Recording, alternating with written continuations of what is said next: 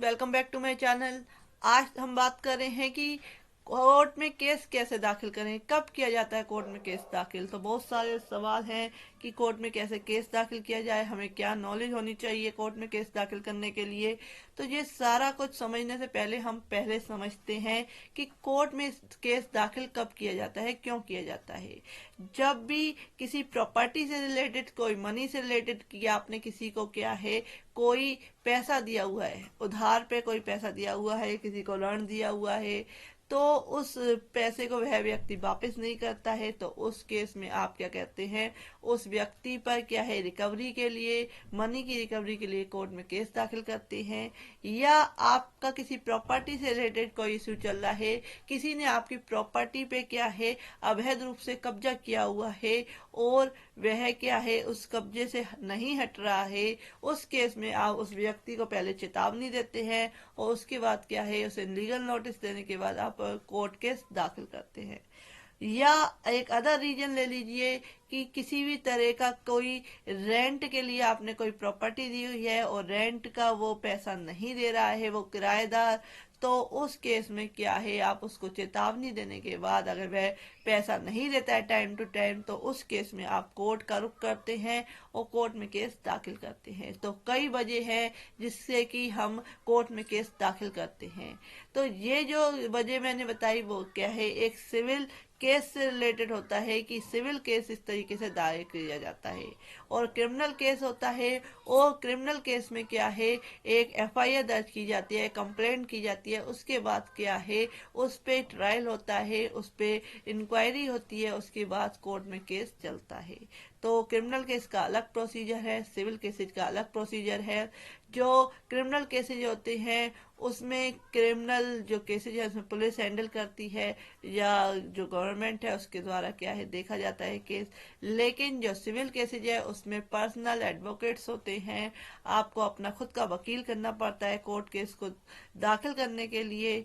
तो ये सारा कुछ होता है एक सिविल केस में। लेकिन कोर्ट में जो केस है, दोनों ही प्रोसीजर में आपको अपनी प्रीवियस वीडियो में भी क्रिमिनल केस कैसे दाखिल किया जाता है इसके बारे में बता चुकी हूँ। तो कोर्ट में केस दाखिल करने से पहले आपको क्या है, अगर आपका प्रॉपर्टी से रिलेटेड विवाद है तो आपको प्रॉपर्टी से रिलेटेड विवाद पे जो व्यक्ति ने कब्जा किया है उसके खिलाफ कोर्ट में जाना होगा और अपने तरफ से क्या है, एक प्लेंट जो है, एक एडवोकेट को अपॉइंट करना पड़ेगा और उसके थ्रू एक केस कोर्ट में दाखिल करना पड़ेगा। क्योंकि हमारे पास एक इतनी सफिशिएंट नॉलेज नहीं होती कि हम अपना केस खुद लड़ सके। हमें पूरा प्रोसीजर नहीं पता होता है कि इंडियन कोर्ट्स में कौन सा प्रोसीजर चलता है। तो कोर्ट केस फाइल करने के लिए पहले आपको एक एडवोकेट करना पड़ेगा। एडवोकेट ऐसा होना चाहिए जो जिसको सफिशिएंट नॉलेज हो, जो केस को अच्छी तरह से हैंडल कर सके। उसके लिए भी मैंने अपनी वीडियो बनाई हुई है कि एक अच्छा अधिवक्ता, एक अच्छा एडवोकेट कैसे चुने। तो फ्रेंड्स, एक वकील करने के बाद आप क्या है, उस जो केस चल रहा है उसमें आपका केस कितना मजबूत है, आप पे एविडेंस क्या है। आपके एविडेंस जितने मजबूत होंगे आपका केस भी उतना स्ट्रांग होगा और कोई भी वकील उस केस को लेने से नहीं घबराएगा। तो सबसे पहले आपको देखना है कि आप जो बात कह रहे हैं, कोर्ट से जो रिलीफ चाह रहे हैं, उसके साबित करने के लिए आपके पास कितने एविडेंस है। तो आपने वकील कर लिया, वकील को आपने यह कहा कि ये अदर व्यक्ति जो है उसने आपकी प्रॉपर्टी पे जो है कब्जा किया हुआ है, अवैध कब्जा किया हुआ है, और इस तरीके से आपने सारे डॉक्यूमेंट्स और वकील को दिखाए और सारी बात अपनी जो रिलेटेड है प्रॉपर्टी से वो सारी बात कही। तो इस तरीके से कोर्ट में जो वकील है, वकील को अपॉइंट करने के बाद पावर ऑफ अटर्नी के थ्रू वकील अपॉइंट किया जाता है। वकील को अपॉइंट करने के बाद क्या है, उसने एक ड्राफ्ट तैयार किया, जो ड्राफ्ट किया केस का, कि उसमें कौन कौन से डॉक्यूमेंट्स लगने हैं, प्लेंट कैसा तैयार होगा। क्योंकि जो भी केस दाखिल किया जाता है तो प्लेंटिफ जो बात दाखिल कर रहा है वो प्लेंट लगाता है और जो कहते हैं जिसके अगेंस्ट किया जाता है वो डिफेंडेंट कहलाता है और वो क्या है, रिटन स्टेटमेंट अपने केस में देता है, डिफेंस रखता है।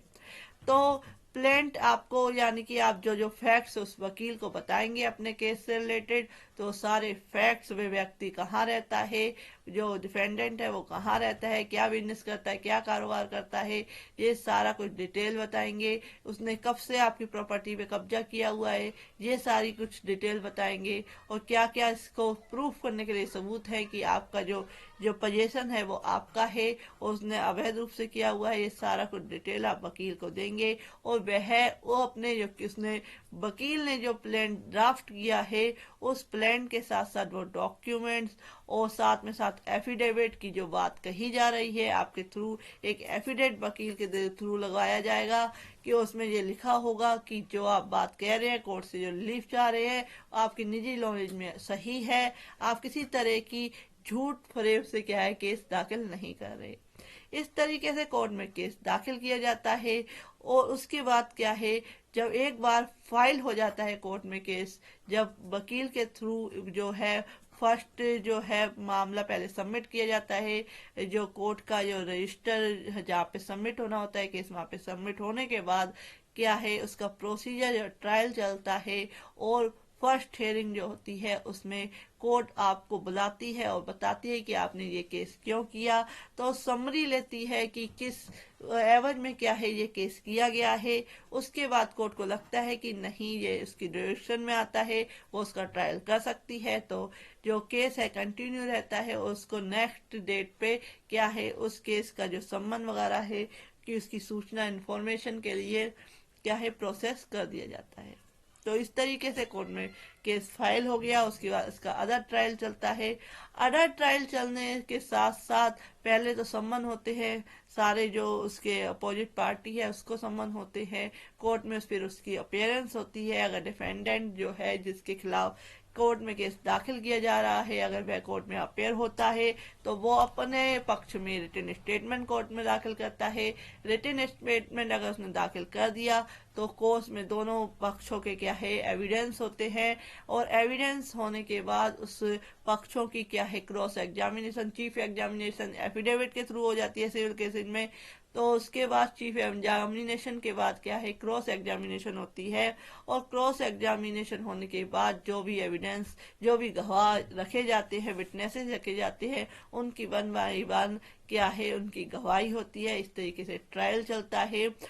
ट्रायल में कई बार क्या है कोई वकील उपस्थित नहीं हो पाता तो उस केस में डेट्स मिल जाती है और नेक्स्ट डेट पे वो जो है शिफ्ट हो जाता है।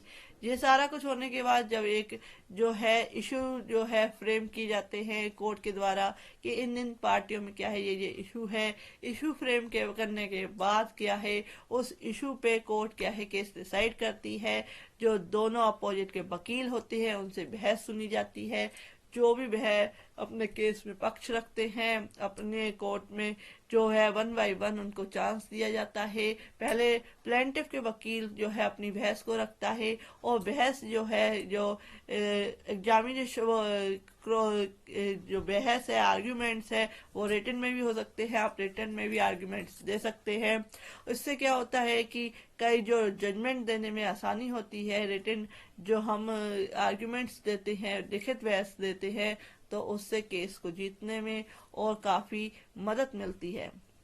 इस तरीके से अगर आपका केस मजबूत है, आप पे प्रॉपर सबूत है, तो आप अपना केस जीत सकते हैं। लेकिन अगर जो अपोजिट का वकील है वो भी अच्छा है, उसको भी अच्छी नॉलेज है, तो वो उस केस को डिले कर सकता है। लेकिन अगर आपके पास प्रॉपर सबूत है तो केस आपके हक में ही आएगा।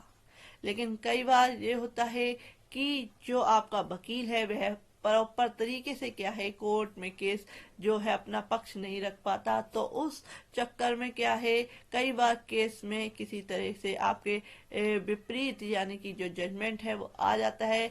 अदरवाइज अगर आपका स्ट्रॉन्ग एविडेंस है, आपका जो पक्ष वकील है बहुत अच्छा है, वो अपना पक्ष रखने में पूरी तरह से सशक्त है, तो उस केस में जो आपका केस है वो 100% आप जीत जाएंगे। तो इस तरीके से कोर्ट में केस फाइल किया जाता है। डिफेंडेंट अपनी तरफ से रिटन स्टेटमेंट दाखिल करके अपना पक्ष रखता है। अगर वह अपना पक्ष नहीं साबित कर पाता है तो केस आपके फेवर में आता है। इस तरीके से अगर फेवर में आपके केस आ गया और डिफेंडेंट क्या है उसको चांस होता है कि वह उसकी अपील कर सकता है। और अपील जैसे कि वह अपने पहले जिला अदालत में जो है सिविल कोर्ट्स में ही क्या है, जो सेशन कोर्ट है या सिविल कोर्ट है उसमें क्या है उस अपील को करता है, उसके बाद हाई कोर्ट या सुप्रीम कोर्ट में अपील कर सकता है।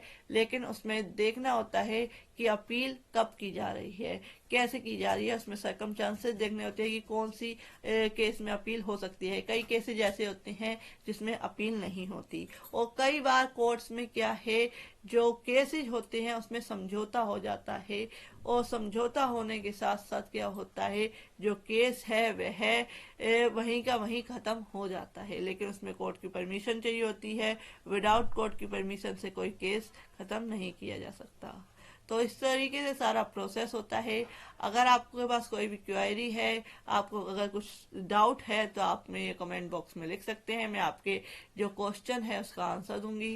If you like my video please like share and subscribe my channel. Thank you for watching this video.